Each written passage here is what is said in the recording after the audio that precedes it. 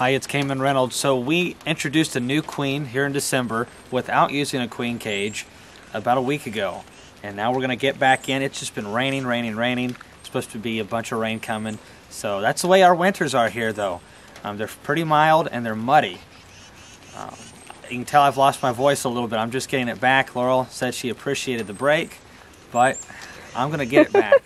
We're also going to be announcing real quick, actually this weekend, our nucleus orders in a video on Facebook and other places, and then you can see what we have to offer, and if you'd like, you can purchase one, or 2, or 5. Alright, let's get to this hive. We'll also have some questions and stuff in the videos on potential videos and also classes, hands-on classes. Alright. Well, that's not too bad. Between both bees we added together, it's a decent cluster. Yeah, I'd say 5 frames of bees, maybe a little more. Now, what you're seeing right there is not a pollen patty. It is those pro-winter patties that we tested out from Man Lake. They work here. If you have plenty of cleansing flights like we do, they work just fine. I just think, I'm one of those guys, if I'm going to feed carbs or something that's trying to mimic honey, I'm going to feed either sugar or sugar bricks, something like that. And if I'm wanting protein, then I'm going to feed protein. That's just my opinion on it.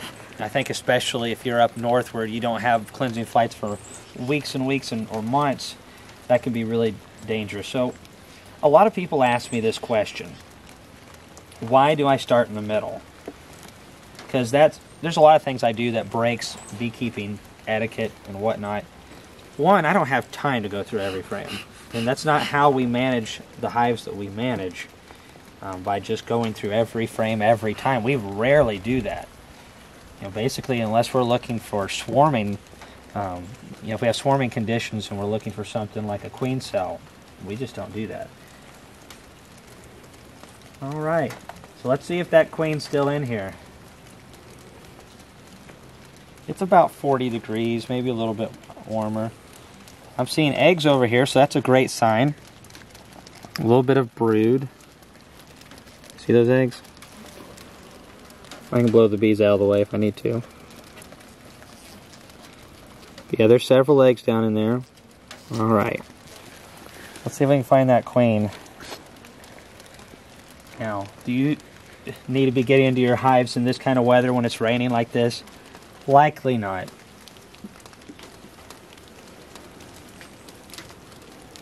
Oh, that bee's tickled that I'm in the hive today. Wow, more brood. Wow, okay. Some larvae down in there. Seeing young stuff. Oh, there she is. I see a red dot over here. Wow, that worked.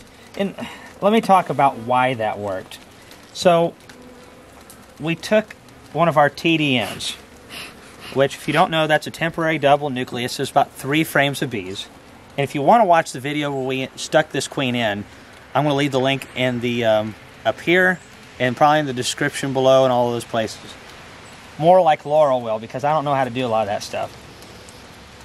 But we took this queen out because she was a drone layer, the original queen we took out, and then we just popped this one right in. And the reason it works is because some conditions are met. Alright, let's look at the queen real quick. There she is, looking good.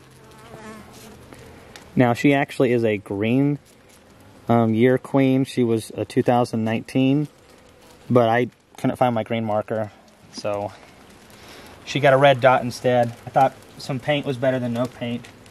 Alright, so how it worked. Ouch. Doggone. Had one on my pants. I put my hand down. It stung me in the palm. Alright. It still feels like the first time. Alright, so we're going to smoke that area off. And, well, those squirrels, but anyway, so what we did is we had a laying queen that was in the TDN. That really helps a lot. It's easy to introduce a queen in certain circumstances. You don't need cages or anything. Do I recommend you do that necessarily? No. But I do it quite often. I've done it many times this year, or 2019 I should say. And if she's already laying, she already has a good bit of bees with her. That's the best thing that she can have, because what makes a good introduction is, one, a queen that smells really good. And I mean, a queen that has the egg-laying capacity, that already has brood of her own, and has several thousand bees that are hers, that go up to her and grab pheromones off of her body. A lot of times it's the mandible area, and they will grab the pheromones and they will spread that throughout the colony. So you already have a laying queen, she smells good, and it's being distributed by these other bees. If you watch that video, you'll see I stuck them right in between. Plus, we had an ideal condition on the flip side, is that we had a colony that already had a queen that was laying. They weren't laying workers, they weren't queenless, they expected to be led by a queen. What makes it really hard is when you're in a queenless situation and then you're trying to introduce a queen. Plus, we have balance here. We're working with winter bees. Winter bees are very different from nurse bees and from old forager bees. So nurse bees and winter bees make things a lot easier. So let me give you an example of what I would not do in this kind of thing.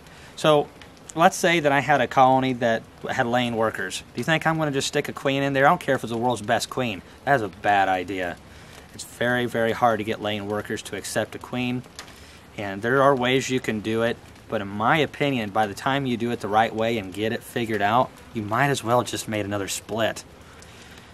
But let's say I had a nice big hive. It was like 12 frames of bees. And this does not happen very often. It happened with that package over there. But if it was to go completely queenless, no brood, what I would do is take the colony and move it to a new location. And what I'm doing is now I'm getting rid of all of my forager bees. They're going to be coming back to the original spot. And some people are like, well, you're losing bees. Well, one, if I had other colonies, they would go into those colonies. But those old bees really aren't going to be around much longer, and they're going to make the queen introduction that much harder. They're not going to be helping do a whole lot of the brood rearing or anything like that and maintaining the brood nest. So I'm going to move those bees so we have only young bees left. Then I'm going to introduce that queen, and I'm going to take a frame of brood from another colony that has some larvae on it if possible, or eggs, and I'm going to take some nurse bees and I'm going to shake them in, and then I'm going to stick that queen in there with the cage. I still wouldn't just introduce a queen just like I did. And if you don't know what I'm talking about, watch the other video, but we basically just plugged a queen right in. She went to lay and it worked beautifully. But there are situations this is a terrible idea. But then again, there are times you could have the greatest queen in the world. When you introduce it into a colony, they will kill her. You have to meet certain conditions, and at some point, you've got to know when the colony is just too far gone. A lot of beekeepers don't, and they order queens, and they try to introduce it into a colony that's just too far gone. And at that point, you just wasted some money. So there's a lot of variables here. We're going to be tackling this a lot more this year. But when it comes to laying workers, my thoughts are it shouldn't have ever got that far. You don't need to be letting your colonies get to the laying worker stage. And I'm fixing to cough. But by the way, we're going to have our nukes, all that stuff available pretty soon, if I can get over this cold. And but this hive right here, we're going to keep feeding them some of that pro-winter patty stuff, or put a sugar brick on there. And I really think that there's going to be some good things come from this. But we basically took our TDN, that was already a small little mating nuke that we were overwintering, about 3 frames of bees. This had about 3 frames of bees, give or take, but it had a drone laying queen. We had to kill the queen, unfortunately, from this one. And we just plugged those in. It worked great, but the bees are the right age. They're old bees, but they're winter bees. Very different from forager bees.